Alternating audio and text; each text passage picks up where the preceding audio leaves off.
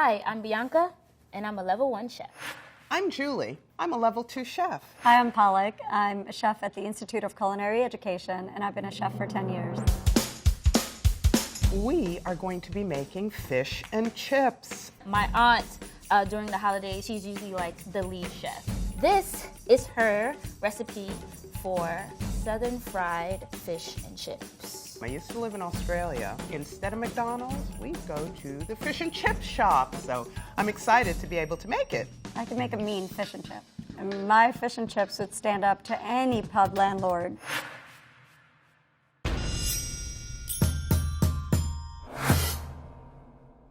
The first thing we need to do is talk about the fish. I like to do whitings. Sometimes people do porgies, but porgies has a lot of bones, so whitings kind of like just makes it a more seamless eating experience. We're going to use cod, which is an Atlantic fish. As you can see, it's very thick. It holds up to the frying. We're going to be using haddock because it's a nice, really well-priced, flaky, beautiful white fish. So normally when I fry fish, we usually use the whole fish, but today we're gonna do fillets. We've cut it almost like the size of a small iPhone. This is finger food. This is food on the go. We always add some lemon before we kind of like soak and eat. That's including the fish. So we're gonna squeeze, and now to soak the fish. As you can see, this is a huge piece of cod, and we'll just portion it out.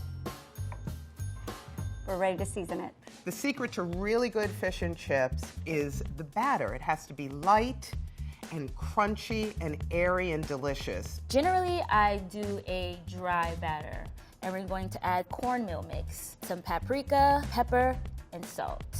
So we've got flour, baking powder, cornstarch, salt and pepper, the staples, some eggs, and beer. That's what's gonna put the icing on the cake. First thing, AP flour. Put it through a strainer just so I can get some lumps out. And then the other thing that I'm putting is rice flour. This is gonna help lighten the batter, a little bit of baking powder, and some salt. The first thing we wanna do is prep the eggs, whisk them up to get them ready. Now what you do is you wanna fold in your dry ingredients. A little bit of your cornstarch, baking powder, which gives it that little pop. I like to put just, I would say 2, maybe 3 grindings of fresh pepper, some generous little bit of salt here. The effervescent part, which gives it light and airy texture, is a beer. I'm using IPA. There's not a whole lot of seasoning going on in the batter, so I feel like the beer that's nice and tasty is good for this. I'm using wheat beer today. We don't want to overwhelm the flavor. So you're gonna put in your egg, and then stir in your beer. I like this batter right now, the way it's shaping up. I'm an eye cooker. No real measurements, you know, we kind of just do this with feeling. You want it to be kind of a ribbon consistency. This is ready. And then I'm just gonna put a little bit of vodka.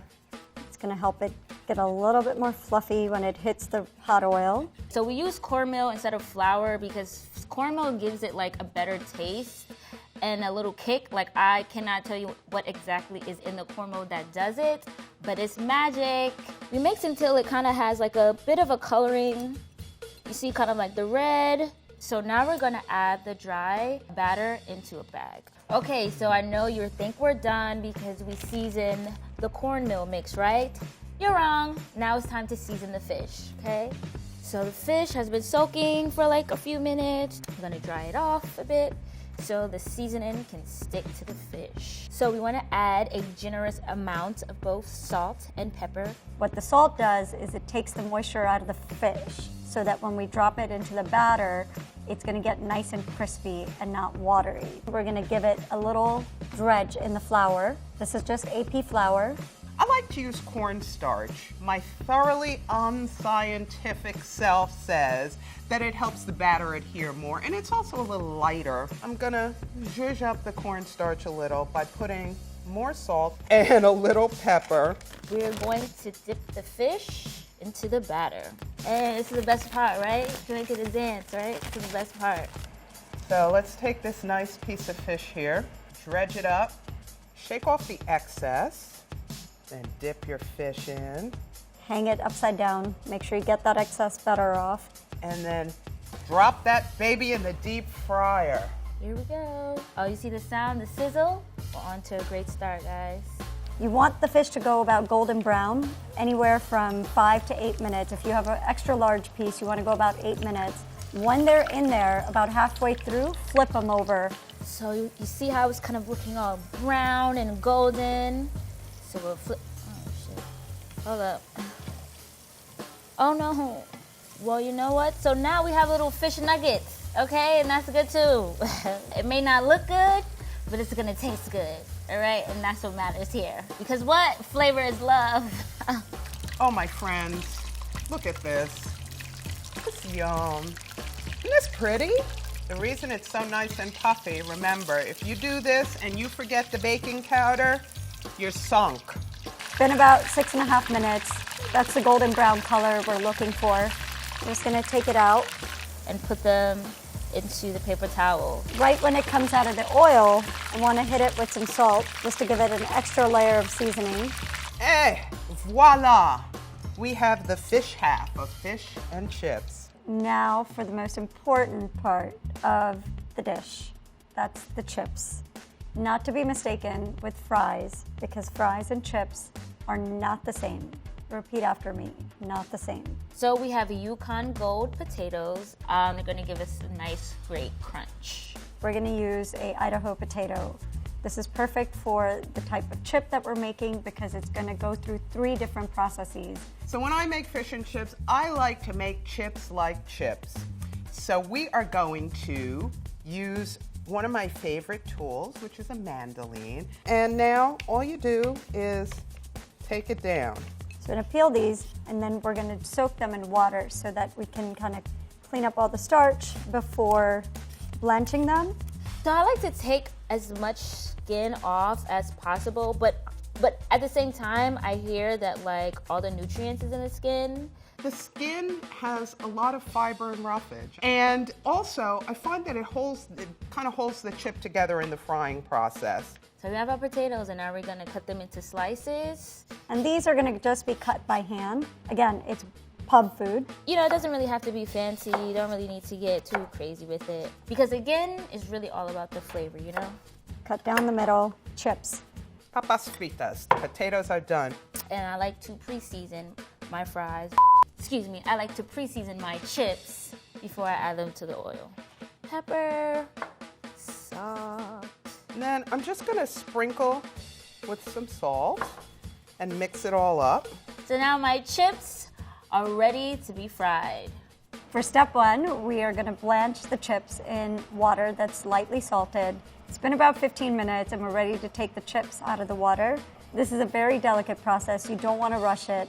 The chips are almost cooked, so they will easily fall apart. These will go into the freezer until they're completely cooled, and then we're ready for the first fry in duck fat. I've got a beautiful big Dutch oven full of peanut oil. I like to use peanut oil because it has a nice sort of neutral flavor and a very high smoke point. But now I'm gonna put them in. It's gonna look really laborious and slow, but I want my chips to be nice and crisp. I want them separate. I don't want them to clump up together. Ooh, it's like a choir.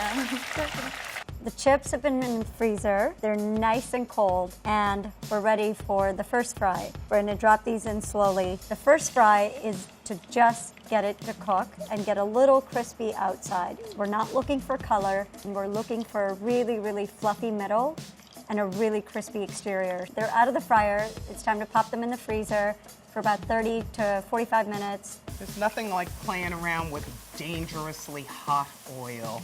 Always has to have a little bit of element of danger with whatever you do. I say maybe 3 to 5 minutes. What you think? I think like 3 to 5. So just gonna chill out and wait. The chips have come out of the freezer and we're ready for the second fry. These are gonna be a little darker than a regular French fry. That's how they serve them in the pub, so don't get scared. Voila, okay? Now these are some good chips. I know some people like those meaty steak fries or French fries, but I just like the whole lightness of the light fish batter and the lightness of the chips. This is what you're looking for. You just pull them out. These are our chips, and now we're ready to plate. Okay, so sauce, like I'm a really big sauce fan. Like I pretty much dump sauce on everything I eat. When we would fry fish, my mom would always just mix this concoction. I never really thought of it as anything, but come to find out it's spicy mayo. You get your fish and chips with tartar sauce. It's really sort of an American type thing. And my preference is malt vinegar all day, all night. That's all you need to enhance the flavor of good fish and chips. Now we have to make the tartar sauce. In order to make the tartar sauce, we have to make mayo. But this is sriracha, mayonnaise, and mustard. So it's a bit of a zest and a bit of a spice, and it's really perfect for fried fish. First thing you need is an egg. And all we need is the yolk. It is a little bit extra work to make your own mayo, but you'll thank me later. And just for a little bit of flavor, I'm gonna add some Dijon mustard, a little splash of lemon juice. So you're gonna break up the yolk first, and then steadily pour the oil and mix it. I judge it by the color. It's usually kind of like a beige or like a deep yellow. Does deep yellow exist? Season with a little salt, and that's your mayo. This is gonna be our base. These are my favorite little things. It's like a mini pickle, cornichons. They're really tangy, just kind of rough chop it. It's bar food after all. Some more mustard. This one's got a bit more texture because I want to be able to see it.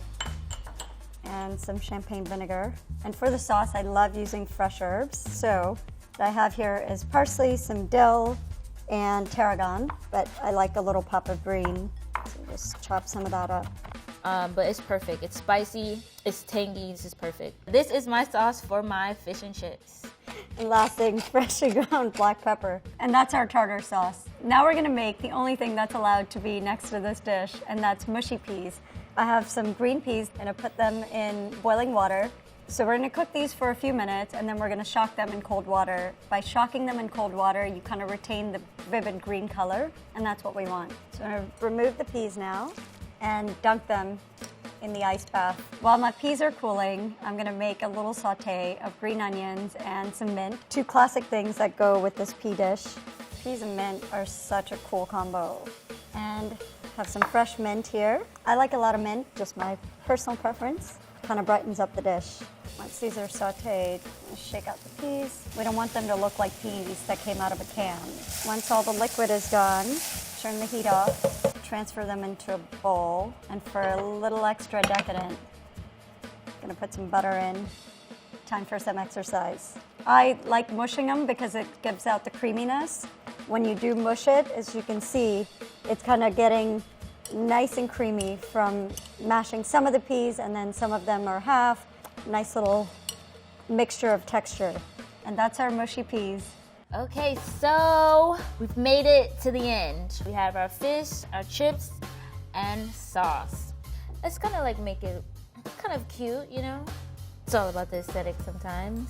We have our beautiful beer battered fish. Our 3-step chip. We have our mushy peas with mint and our tartar sauce with homemade mayo. My plating is to make it look like this came from a pub. Put a paper towel down just to catch any extra drippings from the chips. The fish can just hang out by itself. And then I have some ramekins in a pub. You'll get these in ramekins on the side, your mushy peas. Last but not least, this beautiful tartar sauce. Let's do 3 nice, beautiful pieces of fish. Does that look great or what? And then you're gonna take a nice handful of chips. Look at them, they're beautiful, they're glistening. So you've got this, and then put a couple lemon wedges. I want my malt vinegar. You already know it's good, but it's gonna be better once I put my malt vinegar. This is my southern fried fish and chips. Fish and chips, a la Julie. And here you have your perfect fish and chip with tartar sauce and mushy peas.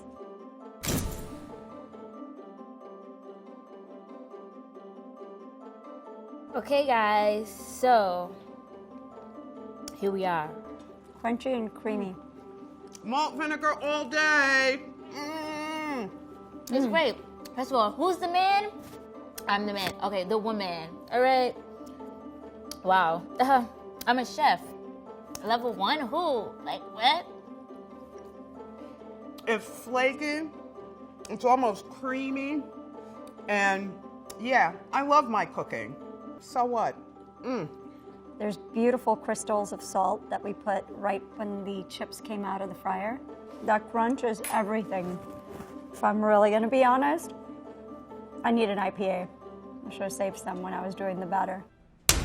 A traditional British pub food since at least the 1860s, fish and chips is a dish that's popular all around the world.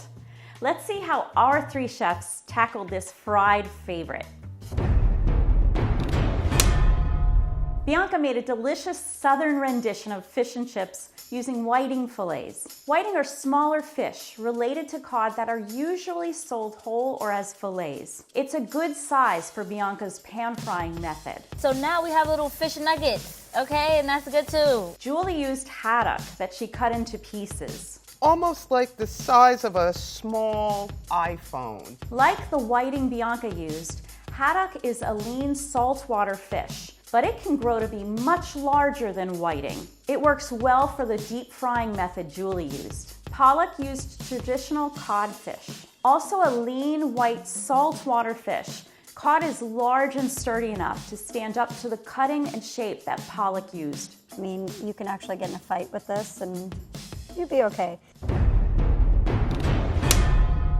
Bianca used a coating instead of a liquid batter. She also used traditional yellow cornmeal. She added salt and pepper along with hot paprika for a little kick with a bit of lemon. Lemon or vinegar go well with fish and our traditional rub, harkening back to times before refrigeration.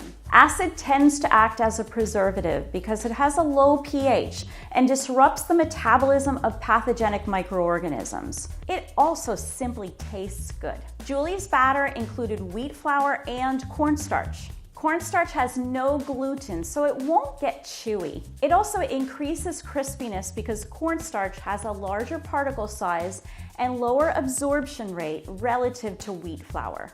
She adds baking powder as a chemical leavening agent to add a light and porous quality to her batter. The liquid she uses is a combination of eggs and wheat beer. That's what's gonna put the icing on the cake. Beer adds effervescence to the batter, also making it nice and light.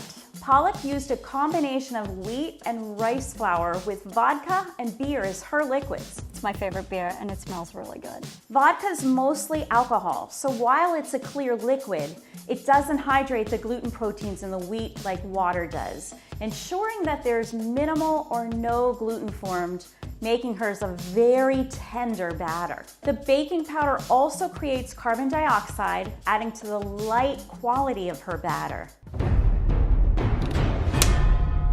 Bianca made thin, crispy chips from Yukon Gold potatoes. Yukon Golds have a buttery color due to the carotenoid pigments present. They have a slightly moist and fluffy texture when fried. Julie made potato chips, which is how we use the term in the US to describe paper-thin, round fried potato slices. They're thinly sliced and round because the potato is cut in a cross section. She left the skin on for some color and fried them in peanut oil, which is a nice neutral oil that has a high smoke point, which makes it an excellent choice for deep fat frying. There's nothing like playing around with dangerously hot oil. She used russet potatoes, which are mealy and stand up very well to deep frying. Palak also used russet potatoes and cut them to the customary size of about 1 inch thick. She rinsed her chips to remove some of the excess starch, particularly the amylose fraction, and then simmered them in water to par-cook the potatoes. Before deep frying them in duck fat, she made sure that they were very dry in order to avoid a mini explosion when you're deep frying. Patience is a virtue. She used duck fat to make her chips, which is higher in mono and polyunsaturated fatty acids compared to land animals and makes extra crispy fries. All three of our chefs salted their chips right after they came out of the oil. This is essential for a delicious chip or French fry because the salt adheres better to the fries when they're hot. Palak also made mushy peas, which are a common side to fish and chips. She cooked and then shocked her peas with cold water to set that beautiful bright green pigment. Peas are slightly starchy and fibrous and higher in protein than other vegetables, so they're a beautiful addition visually and add nutrient density to this calorie-laden dish. Bianca made her sauce from unmeasured but generally equal parts of commercial mayonnaise, hot sauce, and mustard. Simple and delicious. Julie served her fish and chips with lemon, commercial tartar sauce, and malt vinegar. I'm, that kind of girl. Malt vinegar is made from beer made with sprouted barley, hence the name malt, that has no hops included.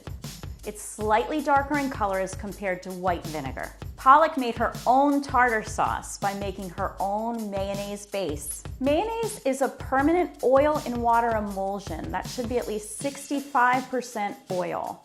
In reality, most commercial mayonnaises have far more oil in that, about 85%. She gets a good emulsion started with the egg yolk and a little bit of lemon juice to yield a very thick paste. She very slowly adds the oil and finally the herbs, chopped cornichons, and champagne vinegar. Champagne vinegar is made from champagne or verjuice, and it's slightly more subtle than white wine vinegar, and it's delicious. With variations from all over the world using a wide variety of catches, fish and chips is a popular and adaptable, not to mention delicious treat. We hope you'll take some inspiration from our chefs next time you're in the mood for a salty bite.